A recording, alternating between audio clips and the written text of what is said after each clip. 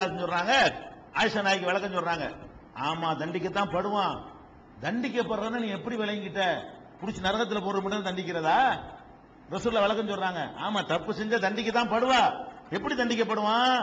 யுஜுஸா பிஹி ஃபித் துன்யா மின் முஸீபத்தின் ஃபீ ஜஸதிஹி மிம்மா யூதிஹி. அவனுக்கு கஷ்டம் தரக்கூடிய நோய் நொடிகளை அவனுக்கு கொடுத்து அது தண்டனை தானே.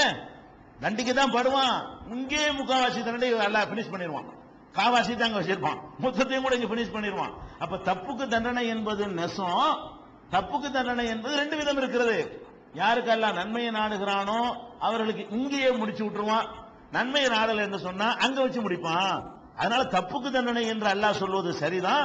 நீ அதை ஒழுங்கா விளங்கிக்க, நீ சரியான முறையில் புரிஞ்சிக்க. இந்த உலகத்தில் யார் காய்ச்சல் வராத ஆள் யாரு, தலைவலி வராத ஆள் யாரு, வயிற்று வலி வராத ஆள் யாரு, கவலை வராத ஆள் யாரு, அதெல்லாம் மைனஸ் பண்ணாதா உங்களை? அதெல்லாம் உங்களுடைய பாவங்களை குறைக்காதா என்று ரசூல் ஸல்லல்லாஹு அலைஹி வஸல்லம் அவர்கள் விளக்கம் சொல்றாங்க. இது முஸ்னத் அஹ்மதுல 23232வது ஹதீஸ்ல இருக்கிறது. இதே வசனம் சம்பந்தமாக அபூபக்கர் சித்திக் அவங்க அறிவிக்கிற ஹதீஸ்ல ரொம்ப குறைவு தான். அவங்க ஜனாதிபதியா இருந்ததனால அபூபக்கர் சித்திக் கூட ஹதீஸ்கள் விரல் வெட்டி என்ற அளவுல தான் வரும். அவங்க வழியா அறிவிக்கிற ஹதீஸ் என்னன்னு கேட்டா, ரசூல் ஸல்லல்லாஹு அலைஹி வஸல்லம் அவங்கள்ட்ட கேட்கறாங்க, கைஃபஸ் ஸலாஹு பாத ஹாதிஹில் ஆயா, அல்லாஹ்வுடைய தூதரே இப்படி ஒரு வசனத்தை அல்லாஹ் சொன்ன பிறகு எப்படி தப்பிப்பது? எப்படி வசனம்? யார் தப்பு செய்யறான்னு தண்டிக்கப்படுவான், யார் தப்பு செய்யறான்னு தண்டிக்கப்படுவான்னா முடிஞ்சு வச்ச கதை. எப்படி நாங்கெல்லாம் தப்பிக்கிறது? யாரும் தப்பிக்க இயலாத அப்படின்னு சொல்லி ரசூல் ஸல்லல்லாஹு அலைஹி வஸல்லம் அவங்கள்ட்ட வந்து அபூபக்கர் சித்திக் ரலியல்லாஹு அன்ஹு அவர்கள் மகளுக்கு வந்த மாதிரி சந்தேகம் வாப்பாக்கு வருது பாருங்க. மகளுக்கு ஆயிஷா நாய்க்கு வர அதே சந்தேகம் யாருக்கு வருது? தகப்பனாருக்கும் வருது. அவர் இந்த மாதிரி சந்தேகப்படுறாரு. சந்தேகப்பட்டு என்ன செய்யறாங்க? ரசூலுல்லாஹ்ட்ட கேட்டோன்னு ஃபகால் அவங்க சொல்றாங்க, கஃபரல்லாஹு லக யா அபூபக்கர், அபூபக்கரே அல்லாஹ் உன்னை மன்னிப்பானாக. நல்ல கேள்விதான் கேட்டிருக்கிற, அல்லாஹ் உன்னை மன்னிப்பானாக சொல்லிட்டு சொல்றாங்க, அலஸ்த தம்ரலு, நீ நோய்வாய்ப்படுவது இல்லையா? அலஸ்த தஹசுனு, நீ கவலைக்கு உள்ளாவது இல்லையா கேட்கிறாங்க. என்னைக்காவது நோய் வந்திருக்கா அவனுக்கு? ஆமா. கவலை எல்லாம் படுவையா? ஆமா அதெல்லாம் பட்டிருக்கிறேன். அப்ப ரசூலுல்லாஹ் சொல்றாங்க, கால ஹுவமா துஜோனு பி, அதான்ப்பா தண்டனை. கவலையை தந்துட்டான்ல உலகத்துல நோய் தந்துட்டான்ல, தப்புக்கு தண்டனை முடிஞ்சு போச்சு போ அப்படின்னு சொல்லி ரசூல் ஸல்லல்லாஹு அலைஹி வஸல்லம் அவர்கள் அபூபக்கர் சித்திக் அவர்களுக்கு விளக்கம் சொல்ற காட்சியை பார்க்கிறோம். இது முஸ்னத் அஹ்மதுல 67வது ஹதீஸாக இது பதிவு செய்யப்பட்டிருக்கிறது. இந்த மாதிரி இதெல்லாம் எதுக்குன்னு கேட்டா, எந்த ஒண்ணு நமக்கு நஷ்டம் கிடையாது. எந்த ஒரு கஷ்டம் வந்தாலும் காசு பணம் நோய் நோட்டி எதுவுமே நம்மை பாதிக்காது, நல்லதுதான். எல்லாமே மறுமையை நம்புறவங்களுக்கு சின்ன விஷயம் தான். எந்த அளவுக்கு சொல்றாங்கன்னு கேட்டா, ரசூல் ஸல்லல்லாஹு அலைஹி சொல்றாங்க, ஐயுமா இம்ராத்தின் மாத்தத் லஹா ஸலாஸத்து மினல் வலதி, எந்த ஒரு பெண்ணுக்காவது 3 குழந்தைகள் வரிசையா மூத்தா போயிடுச்சு, பெற பிள்ளையெல்லாம் மூத்தாகிட்டே மரணிச்சுக்கிட்டே இருக்கிறது, 3 குழந்தைகள் மரணித்து விடுவார்களே ஆனால் கானு ஹிஜாபம் மினன்னார், அந்த 3 குழந்தைகளும் இவரை அந்த பெண்ணை நரகத்திற்கு செல்வதிலிருந்து தடுக்கிற தடையாக கேடயமாக நிற்பார்கள். 3 பிள்ளைகளை ஒருத்தர் வந்து தொடர்ச்சியா பொம்பளைக்குன்னு அர்த்தம் கிடையாது. பொம்பளைக்கு ரசூலுல்லாஹ் சொல்றாங்க, பொம்பளைக்குன்னா பொம்பளை அந்த புருஷனுக்கு தான், அப்பன் தகப்பனுக்கு தான். பொம்பளை சொல்ற காரணம் பொம்பளைக்கு பொறுமை கம்மியா இருக்கிறதுனால, ஒப்பாரி வைக்கிறதுனால, இந்த இழப்புகளை தாங்க முடியாம இருக்கிறதுனால அவங்களுக்கு பிரத்யேகமா சொல்றாங்க. பொம்பளைக்கு சொன்ன எல்லாம் ஆம்பளைக்கு தான், ஆம்பளைக்கு சொன்ன அனைத்தும் பெண்களுக்கு தான். தனித்தனியா உள்ள தனியா சொல்லிடுமா இருக்கும். அப்ப ரசூல் ஸல்லல்லாஹு அலைஹி சொல்றாங்க, ஐயா இம்ராத்தின் மாத்தத்துல ஸலாஸத்து மினல் வலதி, எந்த ஒரு பெண்ணுக்காவது 3 பிள்ளைகள் இறந்து விடுவார்களே ஆனால் கானு ஹிஜாபம் மினன்னார், நரகத்திலிருந்து காக்க அந்த குழந்தைகள் நிற்பார்கள் அப்படிங்கிறாங்க. அப்ப ஒரு பெண்மணி கேட்கிறாங்க, 2 பிள்ளையை பறி கொடுத்தால் கிடைக்குமா கேட்கிறாங்க. வயசுலத்தானி 2 பிள்ளையை பறி கொடுத்தாலும் கிடைக்கும். அப்ப நம்ம பிள்ளையை பறி கொடுத்துட்டோம் என்று சொன்னால் அதுக்கு என்ன கிடைக்குமா? அந்த பிள்ளைங்க வந்து நம்மளை சொர்க்கத்துக்கு கொண்டு போறதுக்கு என்ன செய்வாங்க? காரணமா இருப்பாங்க. நரகத்துக்கு போகும்போது தடுப்பாங்கன்னு அவங்களா தடுக்கிறது இல்ல, அல்லாஹ் அப்படி கிளப்பி விடுவான் தடுக்க சொல்லி. அவன் சொர்க்கத்து அவங்களுக்கு பெரிய அதிகாரமா இருக்கு குழந்தைக்கு. அந்த குழந்தைகளை டிசைட் பண்ணிட்டு செய்யறது இல்ல, அல்லாவே என்ன செய்வான்? ஓடு பாப்பா வர்றாரு, ஓடு பிடிச்சிட்டு வா அப்படின்னு அல்லாஹ் கொடுப்பான் அதிகாரத்தை. குழந்தைகளை போய் தடுக்குன்னு புரிஞ்சுக்கிற கூடாது. அல்லாஹ் அந்த கருணை செய்யறான். அந்த பிள்ளைய நான் எடுத்துக்கிட்ட பிறகு கூட உங்க அம்மா பொறுமையா இருந்துச்சுல, உங்க அத்தா பொறுமையா இருந்தார்ல, அதுக்காக நீ உனக்கு என்ன தர்றேன்? நீ போய் உங்க அத்தாவை கூட்டிட்டு வா சொர்க்கத்துக்கு போ. நரகத்துக்கு இழுத்துட்டு போறாங்க, நான் தான் இழுத்துட்டு போய் சொல்லியிருக்கிறேன், நீ போய் சொர்க்கத்துக்கு கொண்டு வா அப்படின்னு அல்லாஹ் அந்த ஏற்பாடை பண்ணுவான்.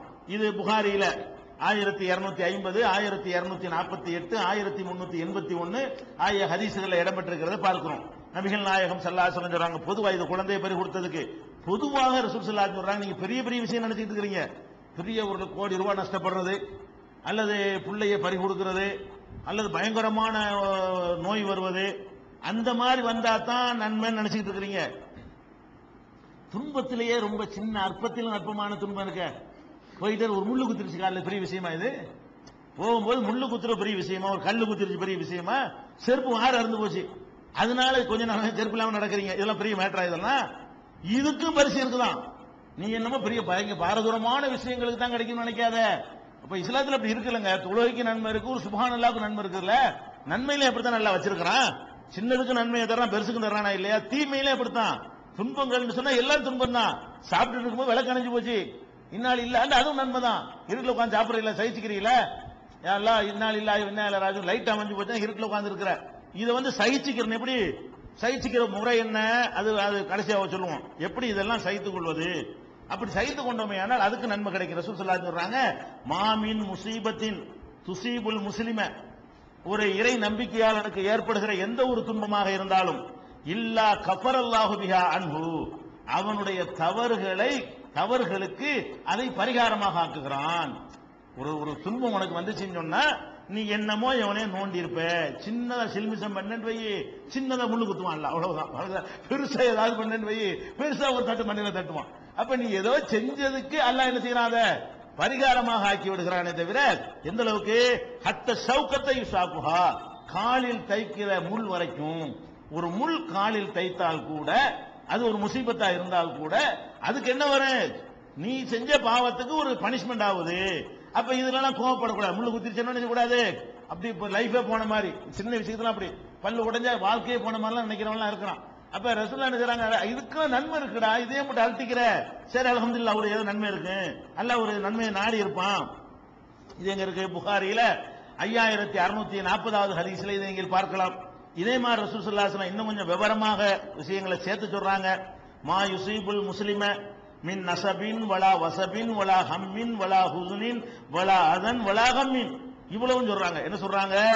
உனக்கு ஏற்படுற சிரமம், உனக்கு ஏற்படுற மனச்சங்கடம், உனக்கு ஏற்படுற கவலை, உனக்கு ஏற்படுற நோய், உனக்கு ஏற்படுற தொல்லை, இதுல எது உனக்கு ஏற்பட்டாலும் சரி, எந்த அளவுக்கு முள் தைப்பது உள்பட ஏற்பட்டாலும் சரி, இல்லா கஃபரல்லாஹு பிஹா மின் ஹதாயாஹு, அவனுடைய தவறுகளை அல்லாஹ் தவறுகளுக்கு அதை பரிகாரமாக பிராயச்சித்தமாக ஆக்கி விடுவான். நம்ம செஞ்ச தப்புகளுக்கு அதெல்லாம் பிராயச்சித்தமாகி விடும். எவ்வளவு அற்புதமா இந்த மார்க்கம் தனித்து விளங்குன்னு பாக்குறீங்களா? இப்படி சொல்ற ஒரு மார்க் உலகத்தில் உண்டா? இப்படி என்ன கஷ்டம் வந்தாலும் அதெல்லாம் நன்மைக்கு தான், அதுல எல்லாம் நன்மை இருக்குது, அதெல்லாம் எங்களுக்கு மேட்டரே கிடையாது, நாங்க சகிச்சுக்கிருவோம், இதெல்லாம் எங்களை அசைக்காது, அடிச்சாலும் உதைச்சாலும் துன்பம் வந்தாலும் எங்களுடைய நேர்வழியில் நாங்கள் செல்கிற அந்த பாதையிலிருந்து எங்களை எல்லாம் தடுக்காது, திருப்பாது, அப்படி சொல்லக்கூடிய ஒரு ஆன்மீகம் எதையாவது பாக்குறோமா? அப்ப இதுலயும் அப்படி தனித்தன்மையோடு இஸ்லாம் என்ன செய்கிறது? ஒரு முத்திரை பதிப்பதை பார்க்கிறோம். இன்னும் சொல்ல போனால் ரசூல் ஸல்லல்லாஹு அலைஹி சொல்றாங்க, மை யுரிதுல்லாஹு பிஹி கைரன் யுஸிபு மின்ஹு, அல்லாஹ் ஒருத்தனுக்கு நல்லதை நாடினால் அவனை சோதிக்கத்தான் செய்வான். அல்லாஹ் உனக்கு நல்லது நாடித்தான் விளங்கிக்க. புகாரியில் 5645வது ஹதீஸ்ல இருக்குது. அதே மாதிரி ரசூல் ஸல்லல்லாஹு அலைஹி சொல்றாங்க, இதப் தலைத்து அப்தி பி ஹபீபத்தைஹி, ஒரு மனுஷனுக்கு கொடுத்திருக்க அல்லாஹ் கொடுக்கிற பாக்கியத்திலே பெரிய பாக்கியம் கண்ணு தான். கண்ணு இல்லாட்டி வாழ்க்கையில முக்காவாசி அர்த்தமே இருக்காது, முக்காவாசி சந்தோஷம் உனக்கு இருக்காது. வழங்குதா? இந்த கண்ணுல தான் நிறைய பாக்கியங்கள் என்ன செய்யறோம். ஒரு சோறே திங்கிறதா இருந்தா கூட அந்த கலரு எல்லாம் இருக்குது, நம்மள அது சாப்பிடறமா இல்லையா, அந்த கலரை நம்மளை கூப்பிடும்ல, அந்த மாதிரிலாம் இருக்கும்ல, அதை போட்டிருக்கிற அதெல்லாம் இந்த ஒரு குருடனை இருந்தா என்ன செய்வான்? நாக்குக்கு மட்டும்தான் வேலை.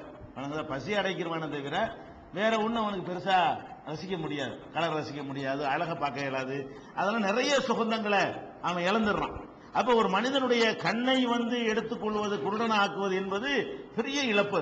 ஒரு மனுஷனுக்கு அவனுடைய தனிப்பட்ட முறையில புள்ள குட்டியில விட்டுருங்க, அவனுக்கு ஏற்படுற துன்பங்கள் எடுத்துக்கொண்டீர்களே, ஆனால் கண் பார்வை போறதுங்கிறது ஒரு பெரிய விஷயம். அல்லாஹ் சொல்லி காட்டுகிறான், இதப் தலைத்து அபுதீபி ஹபீபத்தைஹி, அவனுக்கு ரொம்ப விருப்பமான இரண்டை நான் எடுத்துக்கொண்டால், ஹபீபத்துனா விருப்பமானது, கண்ணுக்கு அந்த பேர் அல்லாஹ் வைக்கிறான். கண்ணு தான் ஒரு மனுஷனுக்கு ரொம்ப விருப்பமானதுனால அதுக்கு பேர் ஹபீப்.